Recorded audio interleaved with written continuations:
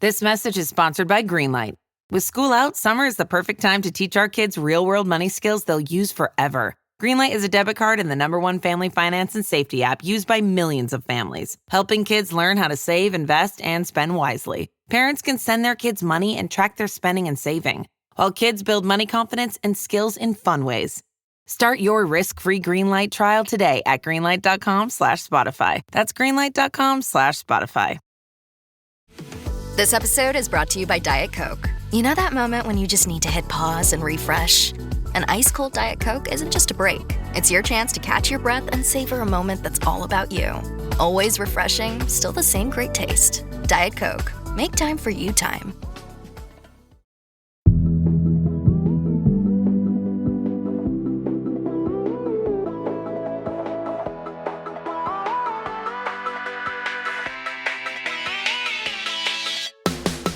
Hey, I'm Candice Lim. And I'm Kate Lindsay. And you're listening to ICYMI. In case you missed it, Slate's podcast about internet culture. And no, you do not need to adjust your sets. That really is OG ICYMI host Madison Malone Kircher on the mic in the studio. Coming here, you know, we were joking because she somehow managed to get into this studio without me helping her in. And it's very like, you know, not my house, but I know my way around. Welcome back, Madison. Hello, ICYMI guys. I know that never caught on, but I'm not letting it go. Thank you for having me back.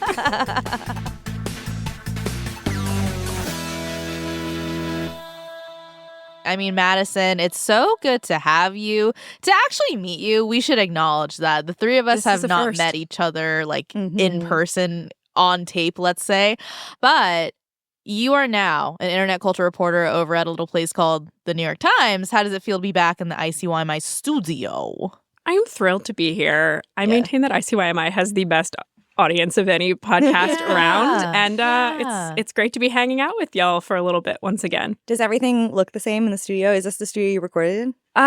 We used to record in that one over there. That's crazy. We've never recorded in that one. So it looks different. I do feel a little like I'm that senior. Like I think I should be clacking my keys at the homecoming game. Yes, like on Taylor, it's like, oh, when I was here? When I went here, oh my God, look, it's Mr. Smith. I'm going to go say hi.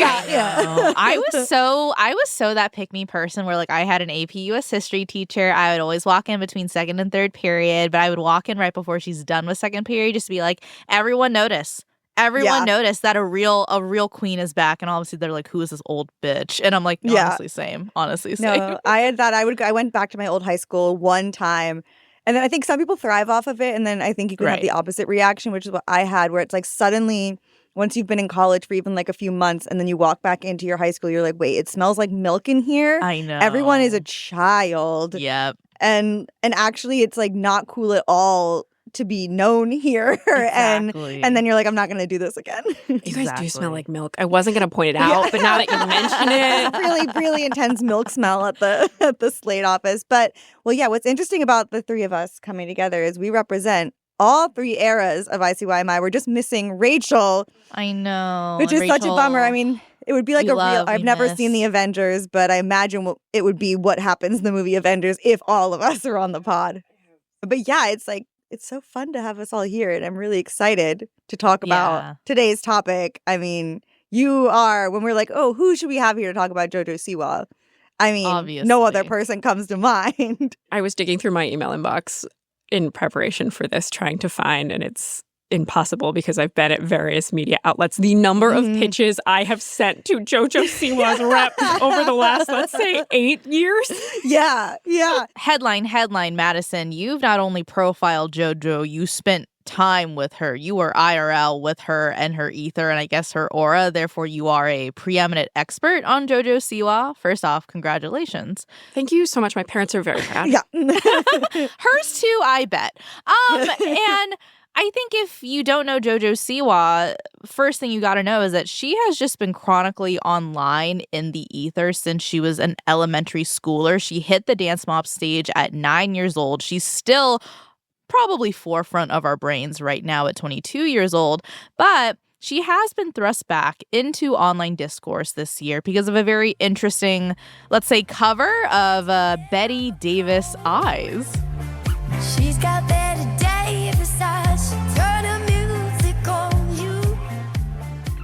Yeah, and, even before this viral moment, there was the viral moment before that, and then the one before that. I mean, Jojo Siwa has had a storied history in these past 6 months alone, but we're going to go all the way to the beginning. When we come back, the internet history of Jojo Siwa and how perhaps now is a good time for her to log off.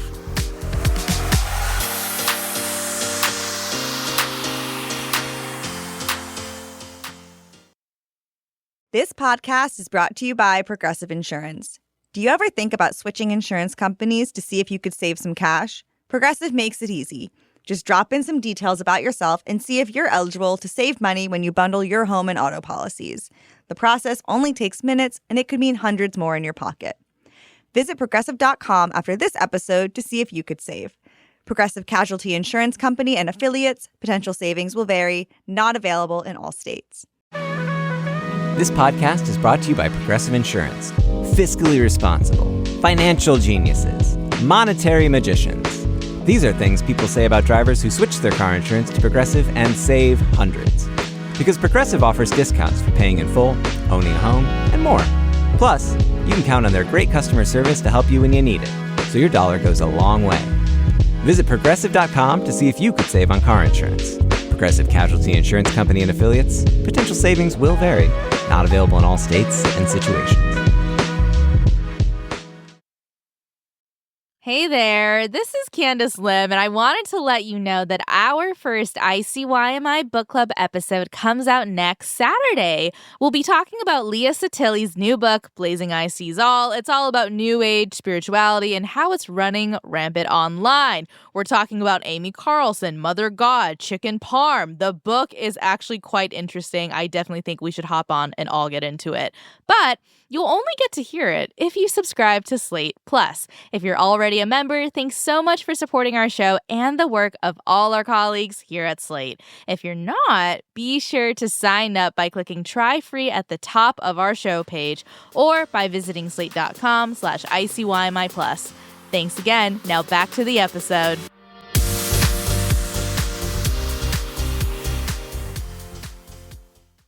And we're back with Madison Malone Kircher, an internet culture reporter for the New York Times and the former co-host of this show. Madison, there are some people who don't know who Jojo Siwa is. First off, bless them. Bless their hearts. I hope they are kindly taken care of. Here's the thing, though. Could you very quickly describe who Jojo Siwa is before we get into her vast internet history? Of course. If you're familiar with Jojo Siwa at all, even on an imagery level, I need you to picture the following things. A blonde ponytail, pulled, slicked back as tight as humanly possible, a gigantic hair bow, and so many sequins. Jojo Siwa came up in the dance world, so she joined the cast of Dance Moms when she was 11 in 2015, makes a name for herself on the show where she's adorable. She's just this little tiny kid who's getting screamed at by Abby Lee Miller, and she's incredibly precocious, and then grows up to become a medium-sized child star, and by that I mean she's medium height. She's not of medium popularity. She becomes a wildly popular children's entertainer. She gets a Netflix gig. She performs these, family-friendly songs around the world, and she builds a fan base of these, teenage girls, tween-age girls the world over. She's filling stadiums. Like, truly, I cannot overstate.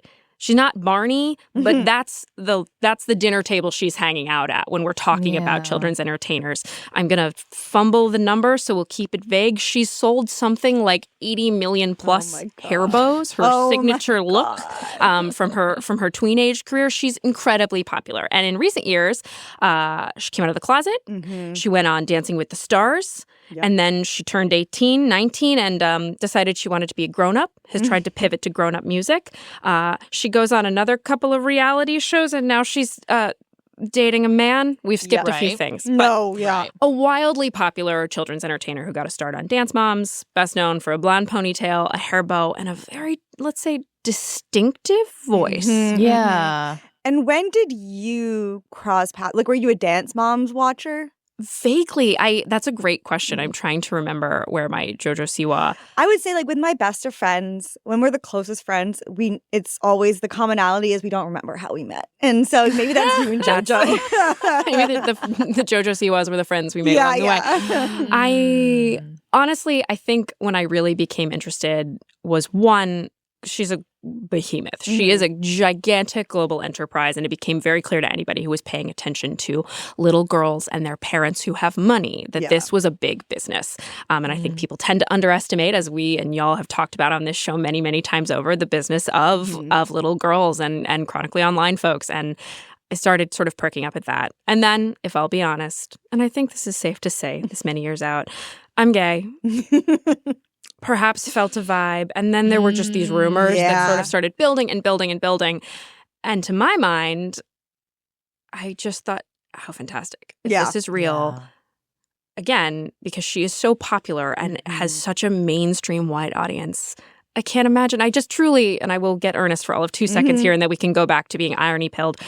I just remember being deeply invested in her in this journey and thinking, this is going to help some kid. Like some little kid somewhere is going to see this person who's, in many ways sort of clowny and feels like any other children's entertainer say, I'm gay. Yeah. And it sounds, sounds almost trite now, right? But it felt important. Yeah, no, I think that is what's difficult when it comes to trying to figure out how to digest Jojo Siwa, which is something we'll get into later. But basically, there are these things about her that are like very meaningful and important, and it's packaged sometimes in this very bizarre way. She knows. She does it on purpose. Right. And so we're going to get into that. But I think to explain a lot of that, it helps to start at the very beginning, which is, like you said, in the Dance Moms universe. She was on Abby Lee Miller's Ultimate Dance competition at 9, but she joins Dance Moms at 11. Say hi, girls. Hi, everyone. Nice to see you. Jojo with the Bobo from my Ultimate Dance competition. She has that charisma. She has that energy. She wants it. She's dynamite on stage.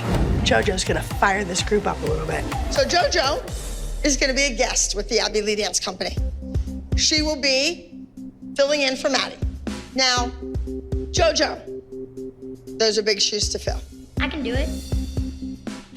And so the Maddie in that clip is Maddie Ziegler. She is the dancer who you might know from Sia's music videos. Kind of her exactly. She starred in the music video for Chandelier, and then also in Sia's misguided autism movie. About that, like less said about that, the better. Exactly. But talking about the dance moms of it all and JoJo's kind of breakout moment, Madison, what made JoJo stand out on this show? Because I gotta say, sometimes I'm like, did JoJo kind of like beat Abby Miller sometimes? Like she kind of became more famous and bigger than Abby Miller herself. JoJo speaks very highly of Abby Miller and her time on that show to this day. I will add as a caveat at the outset. Look, Jojo Siwa is an incredible performer. That's the word, that's the category. She's a fantastic performer. She has an it factor, and she has had it since she was a very little girl. You want to watch her. She likes attention, and she knows how to get it. She's an incredibly talented dancer, although she can only turn right and not left by her own admission. And I think that's where it starts, right? She's this incredibly precocious, brave little girl who is not afraid to speak, is great on camera, and is talented to boot, and has a family behind the scenes, her mom, Jessalyn, and her dad, who have begun, even at this stage, to build the business and build their lives around JoJo. Yeah, I actually wanted to ask you, Madison, about her parents for a second, because I think the second I think Dance Moms, the second I think child star, I'm immediately going like, how involved are the parents? Are they too involved? Is this a Charlie D'Amelio family situation? Is this like at the worst end a Jeanette McCurdy situation? Like, how would you categorize their involvement in her life and career? I don't want to speak for her family, but I will speak to what JoJo told me, which is she speaks very highly of her mom. I actually met her mom when I met JoJo, which is to say she's around. They are regular fixtures in each other's lives. And we talked about, when I met with JoJo, Quiet on Set had just come out. And we talked about, those horrible experiences of those kids on those Nickelodeon sets. And she very clearly said, those were not my experiences. Those are real. That's not what I lived. And she credited it to her mother, that her mother had kept her safe in those scenarios. So say what you will about the safety of being a child whose not yet plasticized brain is maturing on a TV show where an adult woman with bad fake eyelashes is screaming at you. Right. Gee, I'll punt on answering how I feel about that. But all things coming from JoJo, she very much feels positively. And or rather I should say, presents a positive a positive relationship when speaking with a reporter from the New York Times. Yes. Yeah. And so JoJo, she does like more than 60 episodes on Dance Mom. She's a fan favorite of sorts. She talks back to Abby Lee Miller, very confident. And I do think that confidence does translate to how I kind of started to know her, which is through her YouTube channel. And I would love to play this clip from her very first video from 10 years ago. Hey everyone, a lot of you have been asking for me to do a question and answer. So at dance_moms_fam asked, what actor or singer is your favorite? My favorite singer is Miley Cyrus, hands down. 7 Flawless Dancers asked, where do you get your bows? They are awesome. My mother makes them all. It's so cute. I found She's adorable. Yeah, I went to her YouTube and I just hit the oldest button, like where it reorganizes them. Oh my God, she's like in like an airport hangar for some reason, judging by the sound of that. But oh my God, no. And what was crazy to me is I'm like, 10 years ago, for me, I was still a fully grown adult. I've been a grown-up this whole time. Yes, I've been a grown-up when I was a grown-up when that video came out, and I'm still debatably a grown-up now. It's crazy. I mean, that brings up a good point, though, because in a lot of these YouTube videos, she was hanging out with grown-ups. I think about like Colleen Ballinger is a good example of an adult who had a friendship with JoJo that, you know, perhaps we look at differently than JoJo did at the time. But she very much has been swimming in adult waters since she was a little kid. Something she told me is that she's always felt like she's ahead of her age, right? Because she was like, you know, a 15-year-old still putting on the glittery rainbow sequin unitards and the hair bow and playing to audiences of 10-year-olds. So she just kind of, you know, last year she was doing this press circuit where she kept talking about how she wanted to have triplets. Oh my God, yeah. Whether or not she was partnered, she just felt like ready to be a parent. She was going to name them Freddie, Eddie, and Teddy. Oh my God, yes. But again, I think that speaks to this idea that she has had to grow up in a lot of ways more quickly than her age would indicate. Yeah, she was collabing with Miranda Sings. She also has like a video with Kim Kardashian, like babysitting Northwest, quote unquote. Yeah, that's how I first came to her too, was I would follow like Tyler Oakley and like that whole crew, and like every so often Jojo Siwa would pop up in their videos. And so I think I always had this impression that whatever this is, I'm not the audience for her, but that she to me was a YouTuber. And so it's wild to like then later find out like, oh no, she actually had a whole other era before this. That's funny to me because in my head I think my trajectory of understanding Jojo Siwa is reality TV star to Nickelodeon star to cool adult question mark. And what's even crazier is that there is someone out there whose introduction to Jojo Siwa is as musician.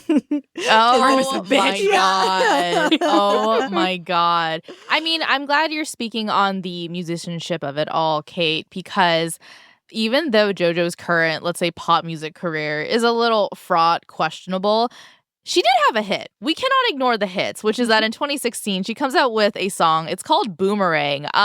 This video has more than 1 billion views on YouTube, and I think we should definitely listen to it. We should. I don't really care about what they say. I'ma come back like a boomerang. Won't let the haters get their way. I'ma come back like a boomerang. Really care about what they say. That's right. I'ma come back like a boomerang. We should know Madison knew every word, every line. And the choreography, potentially. Yeah. Absolutely not. I can turn neither left nor right. When I say Jojo Siwa is an incredibly talented dancer, I mean that without a trace of irony. Yeah. Right. It's interesting because, you know, she has this kind of, you know, there's the reality TV show era, there's the YouTuber era, there's the singer era, all of them kind of blend together. But the one thing that's been consistent is that she is a brand. She is a merch selling machine. You mentioned the hair bows. I mean, they were so popular, they once got banned in UK schools because so many kids were wearing them. And I guess the question you were saying, like people tend to like downplay the power of like a young child creator and the fandom. But what was it about JoJo's image or like the appeal of JoJo that made her such a marketable icon?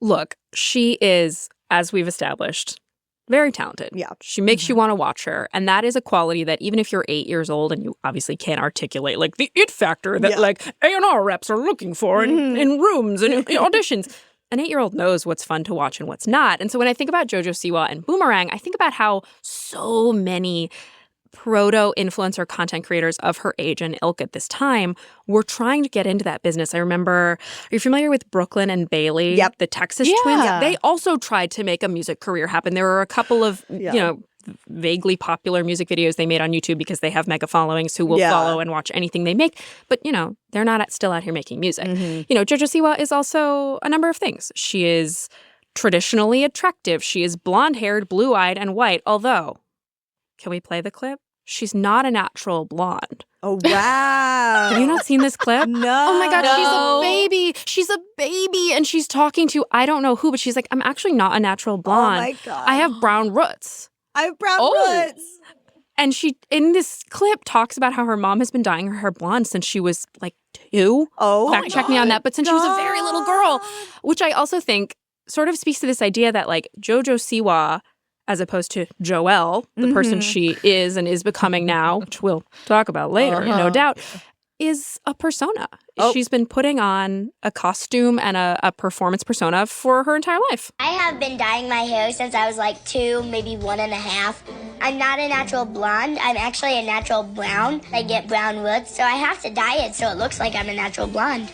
I love the 2, 1.5 maybe. Like I have to dye it. Yeah. Same, Jojo. Honestly, though, I am not a natural blonde anymore. I'm a natural brown, and I do have to dye it. Really? I mean, look, who wasn't blonde as a baby? Blonde is a tool of white supremacy. I'm not feeling bad about that. No, I'm so gullible in the sense of like, I guess not gullible. I'm just, to me, you're such a blonde. Outside to me. of Scandinavia, basically any blonde over the age of 30 is a liar. Yeah. Okay. Great. Moving on. After Boomerang, it's kind of undeniable that JoJo is a thing, if not the next big thing. So obviously what happens, Nickelodeon swoops in. They sign an overall deal with JoJo. She's 13 years old. And they were only able to produce 2 projects out of that deal. The first one was a movie with Jace Norman, the Henry Danger kid. It's called Blurt. And then... None of those words are in the Bible, Candice. I was like, all these things that can't sing. I was like, oh, you're like Jace Norman, the Henry Danger guy. I'm like, no idea. You're like, it's getting worse. It's getting worse. It's getting Blurt worse. Didn't help. All I can hope is that Blurt, the movie, had an accompanying carbonated beverage, because otherwise, what a lost opportunity. I want to crack open a Blurt right now. Hell yeah. But don't worry, guys, it gets better. Then she does a lip sync battle spinoff. It's called Lip Sync Battle Shorties with Nick Cannon. So she's hit the apex, obviously. All those things are very much, for kids, for the same audience as JoJo. But even in that moment, she's performing for kids. Her success is kind of growing up. Her popularity is moving beyond that because she's named one of Time's most influential people in 2020 and 2021. Mm-hmm. And when she's 17, which is, as all women are subjected to, her first relationship gets made very public and becomes, something that outlets write about, people ask her questions about, and it's a TikToker named Mark Bontempo. I didn't know who he was. I looked him up. He's married now to another person who I don't know. All these are all Blurt to me. Hey, Blurt. Yeah. But she's both performing for kids and getting these like Time's Most Influential People award. Who would we kind of compare her to when it comes to other celebrities? Like, is she A-list? If you have an 8-year-old. Yes. I think that's the distinction. Yeah. In the way that children entertainers get to exist sort of in all spaces because they are for everyone, right? Her message is incredibly positive, bordering on saying nothing. Like, I'ma come back like a boomerang is basically a song that says, like, people might be mean to you. That's okay. Like, it's not Shake It Off. Come back. Right. Yeah. Hey. Yeah. Well, you went out with the liars and the dirty, dirty cheats. Yeah. Jojo Siwa was collecting awards from Time Magazine. Yeah. And it feels, I brought up Barney. Sesame Street is obviously much bigger, but of that category, I hesitate to bring Mr. Rogers into the same sentence, Miss Rachel. But these are all sorts of people who perform for what we would say is a more niche audience, right? Children who become mainstream celebrities in their own right. And Jojo Siwa is somewhere on the Mr. Rogers to Blurt scale. Yeah, it's a spectrum. Between 5 blurts on me. Yeah, and here's the thing. I think at this point, Jojo Siwa, everyone's really banking on her. The industry is banking on her. They think that she has this up rise. Then in 2021, she throws a bit of a curveball, which is that she comes out as pansexual on social media posts. The most iconic image from this moment is when she posts like her wearing a black shirt that says best gay cousin ever. And she does make a lot of headlines as one of the first publicly out Nickelodeon stars. And this was a huge moment. Madison, you were saying like this was important to you. I remember when this broke and I was still on Twitter. I would say yours was the voice I was seeing like really, really talking and cheerleading this. But it was not as straightforward as maybe it seemed where we're sitting. It actually caused a lot of change and complications behind the scenes. And we're going to talk about it after the break. I'm going to come back like a boomerang. Exactly. When we come back like a boomerang, we're going to talk about the way the internet reacted and what JoJo did next.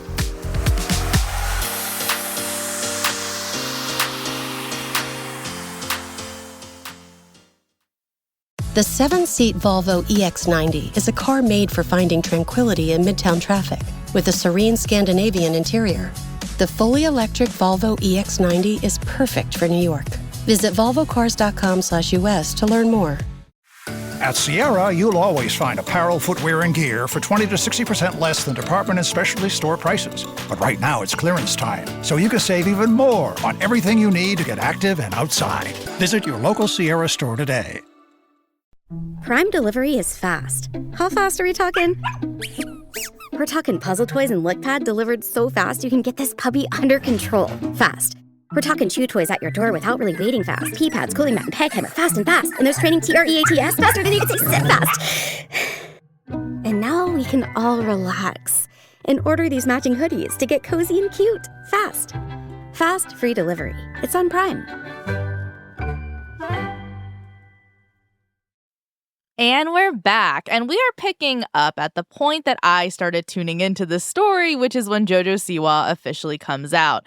I remember, because here's the deal, I think she came out very differently on very different platforms. We all have some touch point with it. For me, what I remember is the picture she posted of her wearing like a best gay cousin ever t-shirt. I'm hearing that the next day on IG Live, she essentially came out as pansexual. Where were you when this happened? Talk to me.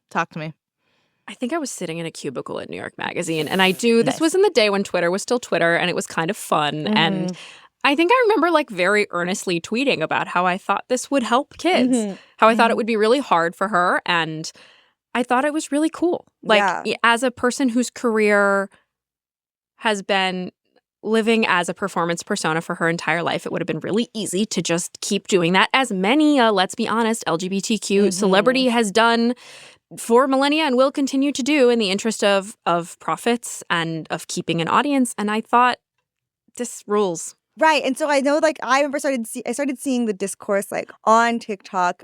And then, it's interesting because her coming out was, from what I remember her saying on Instagram, very open-ended. Like, someone was like, "Are you gay?" And she was like, "I don't really have a word for what I am." This is the moment where my stomach drops and I just go, oh no. Oh yeah. Okay. Talk us through sort of this moment, how people reacted, how you reacted. Well, this was the moment where my heart sank a little and I thought this is going to be really hard, because this is hard for anybody, even in the best, most privileged of circumstances. You've got an accepting family, you're wealthy, you're white, you're cisgender, like you have all of these things that are going to make this easier for you. And still you're 17. You're trying to figure out who you love. Your body's a raging mess of hormones and you're doing it on a world stage that likes labels, that really likes a clean delineation of who you are and who you love, and heaven forbid you change your mind or that evolves. And JoJo didn't come out with any particular labels so much as,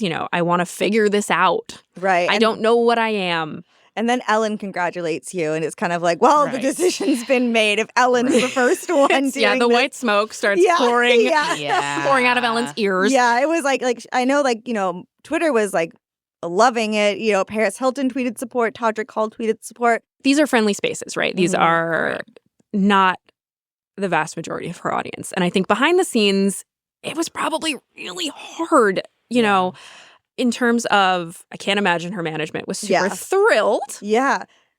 And also, even just her audiences, the number of parents, you know, I looked through tons of comments on YouTube videos and TikToks of just like, I'm never going to take my kid to see you again. You know, you get all the like, you're indoctrinating children, blah, blah. Like, I imagine that had to be really difficult. At this point, she has her first girlfriend, a person named Kylie, who is, you know, a regular Vox Pop citizen, Gen Pop. Yeah. And please remember, everyone, please remember, iconically, they met on a cruise. I can't stop thinking about that. Wait, I didn't know that. They met on a cruise. I think JoJo used to refer to herself as Kai-sexual. Oh my God. Which really resonated with me as a person who, you know, brought my first girlfriend home and was like, right, but I'm not gay. Like, it's just her. Like, you actually just get to know her. Like, there will be no other her, you know, smash cut to 15 years later. I don't know. I felt very protective of Jojo Siwa in this moment. Yeah. No, it's like, because it is interesting because publicly everyone responds, you know, outside of the comments on Instagram in terms of like pop culture as a whole. It's like, okay, let's have JoJo be in the first same-sex couple on Dancing with the Stars. Like, let's have her do all these fun interviews. Let's cover her dating life and be excited. But, you know, like what you were saying about backlash behind the scenes, we don't know the exact details, but, you know, we had Ingrid Nilsson in here a few weeks ago for our Pride episode, and even Ingrid was saying that her, like, YouTube was already a pretty gay-friendly space, but when she wanted to come out, she said there were people behind the scenes in her kind of business, the people she worked with and like on a business side of things who were telling her not to do this. And so it's kind of, it's weird. Like the culture at the time was like very like, yay, gay, but it's not you. The underbelly, there still was a lot of resistance there. And we did start to learn more so in recent years what that kind of backlash and professional consequences looked like. One of them being JoJo's appearance in Demi Lovato's Child Star documentary. Everything after I came out was like changed. The way they communicated with me changed. The way they worked with me changed. The way they developed my work changed. Everything changed. I remember they had the Kids' Choice Awards. And I, for the last 7 years, like have done everything for the Kids' Choice Awards. Performed, hosted, nominated, won, presented, like done it all. A lot of you have been asking me why I'm not at the Nickelodeon Kids' Choice Awards tonight, and the answer is very simple. I wasn't invited. I'm not sure why, but I just didn't get an invite. I basically got like blackballed from the company. They said that it was like an accident. And I don't know, I guess I just didn't realize like how young I was, how scary it was supposed to be. But I think it's the best thing that I could have ever done. I don't think coming out should be a scary thing. Right. I wish it was, and I wish there wasn't that stigma around it, but there is. She says that Nickelodeon says it was a mistake. I was like looking up. So first, the accusation of being blackballed, they denied. And then the Kids' Choice Awards, Nickelodeon said this was an honest mistake due to COVID protocols. And I guess they were reducing crowd size. And somehow that meant that her invite got lost. I don't know. For me, if I was on Nickelodeon and I was already, there was sort of a weirdness about how we were treating our first gay child star, I would make sure she got invited, but that's just me. I don't make a ton of money at Nickelodeon. Yeah. She talks about, you know, getting on the phone with the president of Nickelodeon, this guy named Brian Robbins, and he asked her, what are we going to tell the kids? And she's like, that I'm happy. And he's like, well, you have to call every retailer that sells your merch. You have to tell them that you're not going crazy. Handling all of that at 17, this idea of like they think that you are going crazy because you just came out is insane. I mean, Madison, like I don't know, what do you think about this, especially now that she's talking about it almost like retroactively, you know? It just breaks my heart. Yeah. Truly. Like, I think you can hear pain in her voice in that clip, whether that's real or performed. I'm going to choose to take it as real. And I think it made me deeply sad. Yeah. Particularly people are whatever they tell you they are on any given day, right? Yeah. Sexuality is fluid. You can change your mind a million times over. It doesn't make you any more or less valid than you were the day before. But, Jojo kind of went through a journey that is familiar to perhaps many a lesbian out there who, starts out just, I'm interested in this one person and now I'm pansexual, queer, I'm figuring out, and eventually settles on the label lesbian is the one she was using for a while. And that was the moment where I was like, well, all right, we got to support, because that's a word that has like so much additional stigma in the alphabet salad that is LGBTQ. Like it's a word that's unpopular for various reasons. It's a word I love, I should add. But it took me a long time to get there, right? And so to see this teenager be like, I'm a lesbian, I was like, we got to ride for you. You got to remember, guys, this is HOTTOGO getting every straight man out of his chair at a wedding to the dance floor. Like, it was not, being a lesbian was not cool at all. Culturally. Yeah. This was a very, again, the word brave, I hate in situations like this, because it's like, it's not brave to just like get up and exist in a world that was mostly made for you to experience it in a perfect and privileged way. But it was cool. Yeah. On the one hand, JoJo is going through this journey that is relatable to so many queer people about figuring out her identity, but then having this extra pressure of being in the public eye and pushback behind the scenes. We know this, but I would also say that as she gets older, the space she also occupies in public consciousness is kind of a meme in a way. And I know one of those memes that she's part of is Candice's favorite moment. Candice, please tell us about it. So, if anyone was online November 2023, you may or may not have seen this clip of JoJo on Special Forces World's Toughest Test carrying Tom Sandoval, who obviously had just come off Scandival, his own cheating disaster story. Yes. Everything I've gotten in my life has been because of my work ethic. I want the world to see that side of me, that determination, that drive. 20 seconds, keep going. And it's funny because, like, she's saying something that should be, like, profound, and it's totally true, but the visual is what people grab onto, because it's literally, like, the star of Scandival being carried by the gay girl from Dance Moms, and it is an iconic meme of that time. And also, like, I don't know, I think for the past 2 years, Jojo Siwa has now almost kind of become, like, this serial reality star. She's just, like, in a bunch of places all the time. Is this good or bad for her, though? I don't know. It felt very much like throwing spaghetti at a wall, right? She's on The Masked Singer. She's on Dancing with the Stars, which is a great fit. Honestly, that one felt like such a great transition to adulthood, to being, to demonstrating this very real talent that she has. And then we just kept trying other things. I think one of the reasons it probably feels like, I'm not in her head, but why it probably was throwing spaghetti at a wall is like, okay, I'm a child star, my audience is children, but I am getting older. And unless I like stunt myself, which I think some people maybe felt like was already happening, I need to figure out what my next move is. And so, it's like Dancing with the Stars, great. Masked Singer, sure. Special Forces, out of nowhere, but why not? But I would say in 2024 is when she starts this really intentional rebrand. Like, she literally is like, I'm rebranding. In March, she starts posting cryptic things on her Instagram, this reel that is like, this Instagram.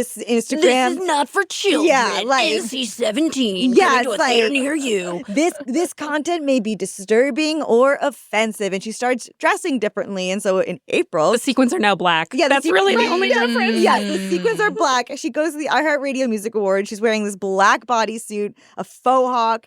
Her makeup is very like Kiss, and she sat on the carpet. She's like, I'm rebranding. I'm like Miley Cyrus in 2013 in her Bangerz era. And as we all remember from that clip, Miley Cyrus has always been an icon. But unfortunately, I think it's really hard when you're like, I'm about to be a real bad girl. And then you kind of just come out in a slightly different costume. Right. Because it just turns into a meme. But Madison, like, from what I saw, it just kind of flopped. Is that true? How did it hit? Yeah, I mean, I talked to a number of sociologists, cultural critics in writing this piece who basically said, all Miley moments, quote unquote, are manufactured.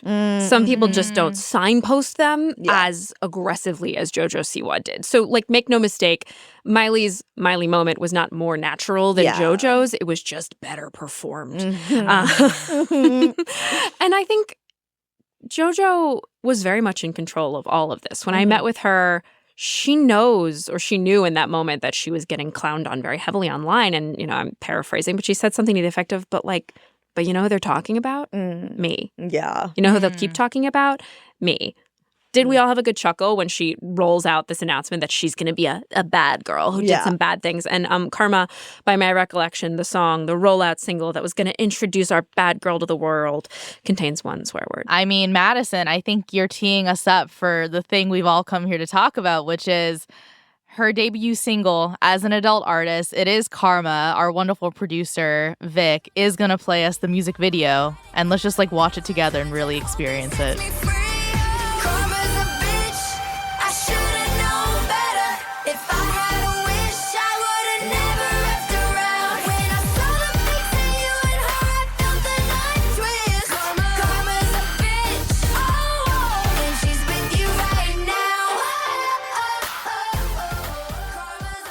Shark Boy and Lava Girl. I know. I mean, to me, the entire outfit, I was like, this is what a Komodo dragon looks like. Like the thing, that's the first thing that came to mind. It's very, very lizard-like when she crawls out of that water, singing about being a bad girl. Again, it's like this version of this bad girl JoJo feels like what a child would imagine being a bad girl is. Like, it's still very PG. And this dance that she does, we were all laughing at it because it is the iconic takeaway from this music video, because it's also all over TikTok. She does not stop posting it.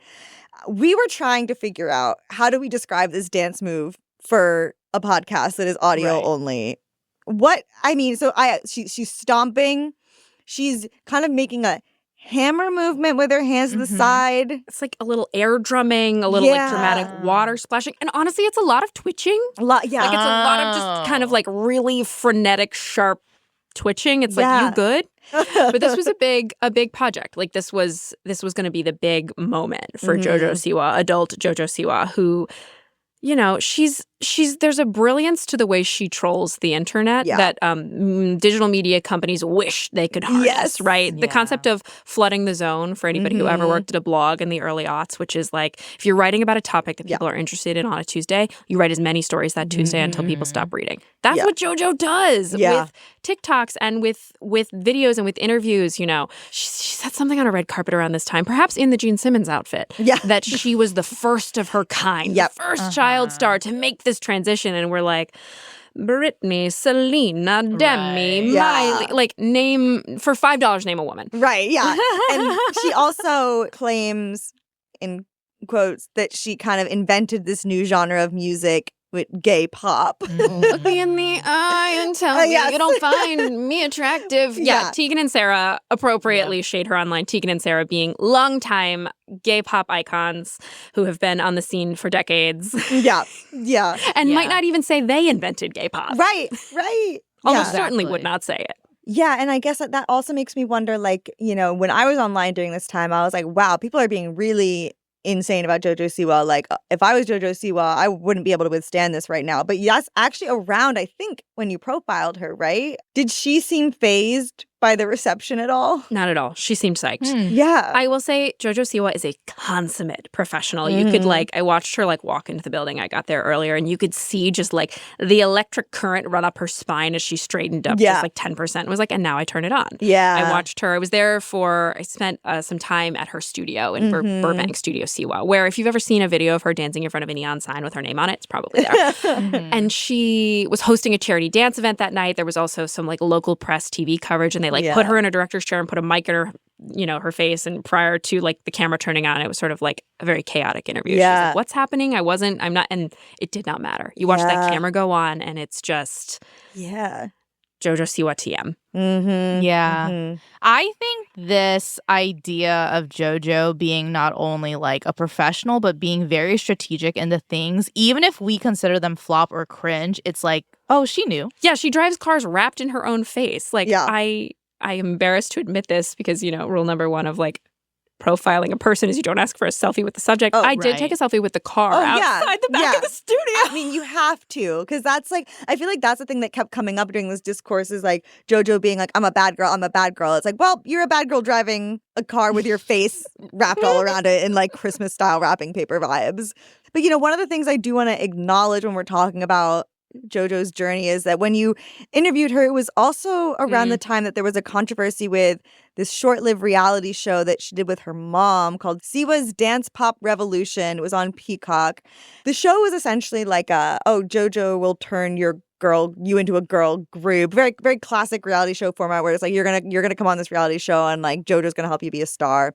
In an interview with Rolling Stone, a member of the group and her mother accused JoJo and sort of the whole show really of mistreatment, including insults, punishing rehearsal schedules. The Siwas denied all allegations to Rolling Stone via a lawyer.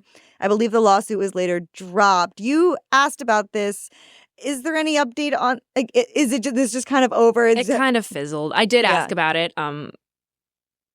Was not a great moment in the room, I would say. But to JoJo's credit, answered, replied. She replied. And I think she told me something to the effect of, like, I've never talked about this because it involves a child. Right. But, I also talked to that child and her mother who basically told me that they hadn't pursued legal action. I think Team Siwa said something to the effect of that their case had been dropped by a lawyer. It wasn't valid. Sort of waved it off. And the family, the Sandersons, the mother and daughter, said, we ultimately had to decide what was in the best interest of the financial and emotional well-being of our family. Yeah. We do not agree with that statement. That's not how we would characterize it. And, I talked to that kid who's 16 or was 16 who said she just kind of felt hurt by JoJo's big bad girl rebrand because it felt like a distraction tactic from this very bad press in a thoroughly reported piece in Rolling Stone. Yeah. Yeah. And I think this brings us into JoJo's era, her phase now, because I think one of the biggest headlines she's made this year is her appearance on Celebrity Big Brother UK. Madison, have you watched? I've watched clips. I gotta say, and because I cannot tell a lie to this audience who knows me really well, I'm not a big reality TV girly. That's okay. I watch Top Chef. I like a reality TV show where they have a skill, a craft. Yes. Yeah. We like a little Are You In? Are You At? Project Runway. But I obviously watched clips of this because I was keenly interested in. Also, as it perhaps has become apparent, despite my unbiased news reporting on Jojo Siwa, I have a fondness for this person who I have followed for a long time. And when I saw the stuff that was happening on that show with Mickey Rourke, my ears perked up, which I will let one of you describe. Yep. Yep. Yeah. So basically in April 2025, JoJo is cast on Celebrity Big Brother UK. To be honest, it's like Love Island in that they are filmed constantly, but there is kind of a different angle to it, which is that JoJo honestly has a pretty traumatic time on the show, especially with another cast member, Mickey Rourke, who, divisive himself. Mickey Rourke gets kicked off this season because he says some really heinous, violent things to JoJo about JoJo and specifically about her sexuality. The first instance is when Mickey asks JoJo about her sexuality. She told him she was gay and in a relationship with her partner, Kath Ebbs, to which he says, if I stay longer than 4 days, you won't be gay anymore. Let me at him. Horrid. And then Mickey uses the F slur, and he claims that he was just talking about wanting a cigarette, but he clearly was saying it to get a rise out of JoJo. It's such like a middle school level, like, oh, I'm talking about the cigarettes you can get. Like, it's so crazy that it's like a dinosaur-aged man doing it. Yeah. I think what's interesting first is that, like, Mickey Rourke, even though it takes a little bit of time, he does get kicked out because it's pretty apparent both on social media and just to the producers that he is, like, directly going to harm JoJo some way, somehow, dangerous. Verbally, otherwise, there are threats. And I do think in this moment, JoJo gets a lot of empathy, sympathy from the public, which kind of takes the focus from the karma of it all, the queer pop of it all. And then another cast member, Chris Hughes, enters the picture. All right, so picture me cracking my knuckles because I'm coming in. Here's this. Dragged a cigarette. Yeah. This is the Love Island portion of the show, and I'll keep it brief. But so Chris Hughes, he is a former Love Island UK star. He was also on that season. He kind of unexpectedly really stepped up as like a defender of JoJo during these moments with Mickey Rourke. Like he told Mickey, like, you can't say that. Like you tried to explain to him why it was bad, went up and comforted JoJo after. You're right though. That knocked you back a bit. Come on. Wait. You're getting upset, aren't you? Have a little cry. Crying is my favourite therapy in the world. Well, come on. Welcome in. Snuggling. It's a clean t-shirt as well. Now have a good cry, because that's you getting a bit of your anger and frustration out as well. You're such a cool dude. We love you.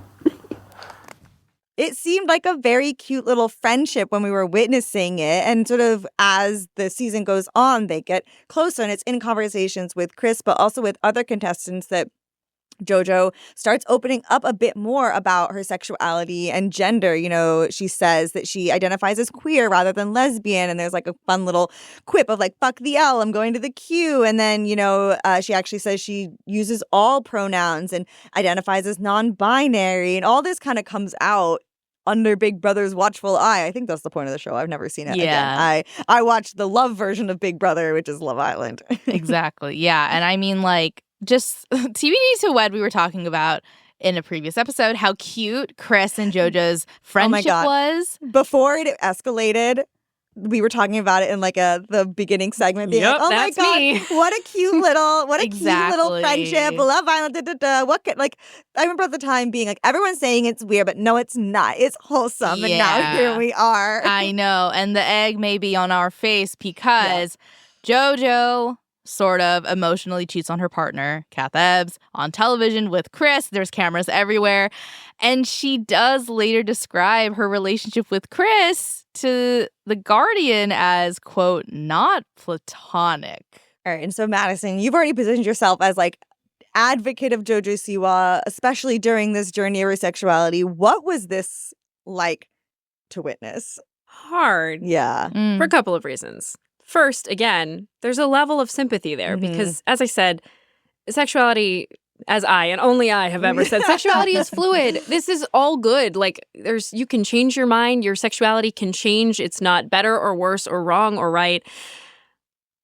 But doing it in the public eye does, unfortunately, make you a spokesperson. And that's not fair. That's not fair to foist onto this young person who is figuring things out and seems to be very much in love right now, and that's great. And I'm psyched for anybody who can find a modicum of joy on this planet right now. But it's a tricky line to walk, and one that, you know, I don't know that she should have to or was prepared to walk, right? Because what's not true is that she was a lesbian until she found the right man. Right. But there are people, a not insignificant number of people online and in this world who watch this arc, and that's what they see. Yeah. And it verifies for them this long-held feeling they have about, you know, how gay women just haven't met the right man yet. You know, like we said earlier, when she came out, it was not as any specific label. Do you have empathy for her? Do you see anything familiar in this? Tons. Yeah. And I think where she got a little screwed, people often think of the L and the G in LGBTQ as terminal stops. And that's not right. You can change your label anytime you like. But I think culturally people really think like, oh, if you've gotten to the point where you're saying like, I am a lesbian, that you're done. Capital L, a word that, you know, I'll only speak for me. I had a really hard time with early on. I just was kind of, shout out Chapel Roan. Like things are changing. Yeah. But they were really different even 10 years ago, and that word felt so loaded. And, you know, it's a noun, not an adjective, is the thing I think about a lot. Like, you're a gay person, but you're a lesbian. Yeah. Like, that's your whole personhood. There is no personhood there. You are just a lesbian. Yeah. I don't know why I keep saying it like this. I really like this word, I swear. My therapist is just like, Madison, I'm doing so much work here. But I just don't think this is JoJo's responsibility. Like, I think JoJo is having a deeply human, natural, normal experience. It's just playing out on stage, and partly she gets what she gives, right? If you want to make every time you sneeze a moment for the internet, then everything you do will be a moment for the internet. Yeah. Speaking of moments for the internet. Yeah. And so while JoJo is kind of parsing through that in a very public stage, the saga of her music career, I know everyone was really, really concerned about her music career.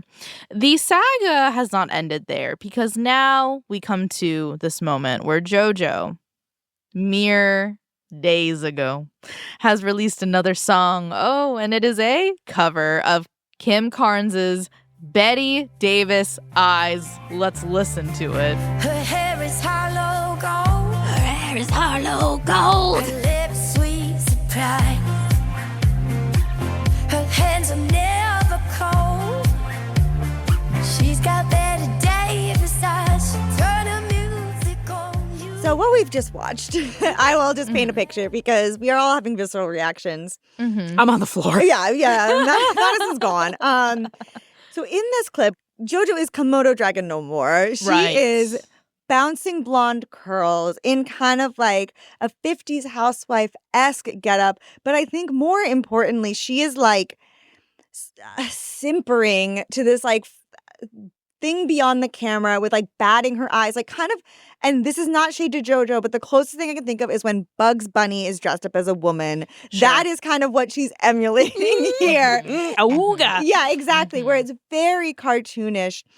And one of the things that's interesting is she has performed this cover before live, and it did not sound like this. And so the auto-tune, the gravelly voice, the new persona she puts on, it's finally time for me to ask something that we've been kind of dancing around this whole time. Is this an earnest music career or is she trolling? And I know that's like the big question, but where do you land on this, Madison? I think it's trollish. Yeah. I do. But I also think she is a person who is really good at reading the winds of viral fame and then adjusting her sails accordingly. And so she performs Betty Davis live at a concert somewhere in the UK, and she changes the words to be about Chris Hughes in the live performance. She sings some final line about it. He's got Chris Hughes' eyes, and the place goes nuts. Trying to do like a Taylor Swift guy on the cheap. Yeah. And the place goes nuts. Mm-hmm. So then she starts this campaign where it's like, maybe I'll record it. And then she posts these little clips of her in these housewife get-ups singing. And it's like, I don't know if I'm going to release it on Spotify yet. What do you think? And she's so good at building attention. And I do think part of her knows the response is going to be no. Like, that's kind of, do you think that's like part of the point? No, girl. Like, keep it in the vault. Like, I'm gonna lie, this is fire. Like, all those comments you see, like. But those same people are commenting on the video when she drops it. Yeah. So is that trolling? Kind of. Yeah. Or is that just business savvy? Like, you know who could stop working today and never work again? No one on this Zoom call, but Jojo Siwa could. I know. I don't know all of you well enough to make that statement. Can you imagine if I was like, no, I got that Jojo Siwa money. Candice was like, I actually just got back from Venice. The Bezos wedding was great. I was like, you know that Tesla? It has my face on it too. How dare you, Madison? How dare you? Yeah, I mean, I think what is maybe very complicating about this moment we're sitting in with JoJo is that we just kind of don't really know her motivation under it. I mean, I think it's fair to say that trollish behavior on her part as business strategy, fair, probably happening.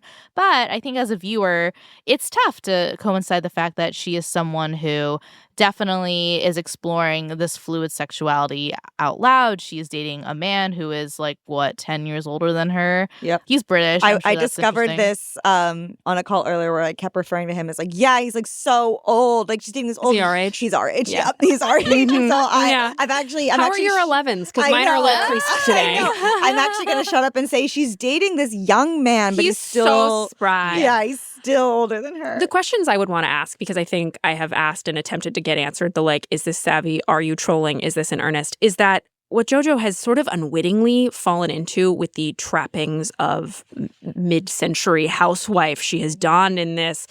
Is we're in a moment where the culture seems to be heading in a very conservative direction. The rise of the trad wives, the milkmaid dresses, insert any number of trend pieces here. The Sabrina Carpenter. Yeah. Absolutely. And so I would be curious to talk to her. I'd love to know if she's thinking about that at all, or if she really just liked this song, thought it would suit her voice, sang it once, and then was like, well, it's about the mid-century in Hollywood. I guess I'll wear a little gingham crop top and bob my hair. Yeah. Maybe it isn't that deep. Yeah. But I guess the thing that I wonder, and again, I'm not in JoJo's head, I don't know if we know who she is, and I'm hoping she knows who she is. But she grew up very much as a brand, like bows in her hair, sparkles. She was presenting as a brand on YouTube since we heard that voice like for the past 10 years. This whole era has been trying to figure out like, who am I next? And it kind of makes me think of like, I had the luxury of when I was trying to figure out who I was as a teen, I had the vehicle with which to do it, which was MySpace layouts. And so if I one day wanted to be a dark and mysterious Komodo dragon, I could do that via that layout. And then a week later, I could be like, oh, I'm like floral and girly and all this stuff. And that was fine. I could change it every week and I could figure out like who I was through that. But JoJo, like we've said, is doing it extremely publicly. And I just wonder how much of this is a troll. Are we watching a real identity crisis? I guess it's not for us to know, but I can't help but think about all that when I'm watching this kind of, oh my God, I was going to say boomerang, not even on purpose to be like a little coy, but we are watching a boomerang. Yeah. We definitely are. And I think we should just emphasize she's 22. What did you have figured out at 22? Because my answer is pretty much nothing. Yeah. I think there's really only one thing left to say, if I may quote, oh my God, please, Betty Davis eyes. Yeah, of course. Jojo Siwa. She'll tease you. She'll unease you. And she knows exactly what she's doing.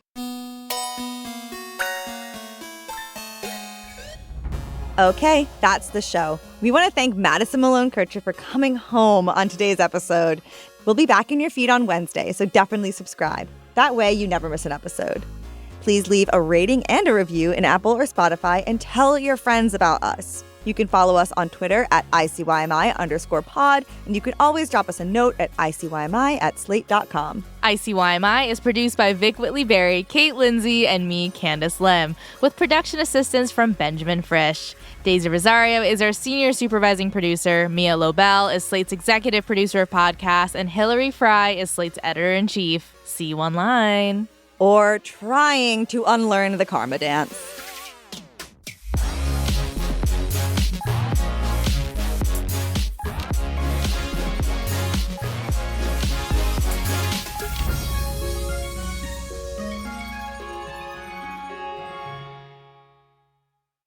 Want to live better? We got a lot of work to do. Join Chris Hemsworth in National Geographic's new Disney Plus original series, Limitless. Live Better Now. I'm diving headfirst into cutting-edge science to uncover 3 powerful secrets to living better right now. The growth that occurs through any challenging experience is really what we seek. Chris Hemsworth stars in Limitless. Live Better Now. Now streaming on Disney Plus and Hulu. It's showtime. This episode is brought to you by FX's Alien Earth, the official podcast. Each week, host Adam Rogers is joined by guests, including the show's creator, cast, and crew, in this exclusive companion podcast. They will explore story elements, deep dive into character motivations, and offer an episode-by-episode behind-the-scenes breakdown of each terrifying chapter in this new series. Search FX's Alien Earth wherever you listen to podcasts.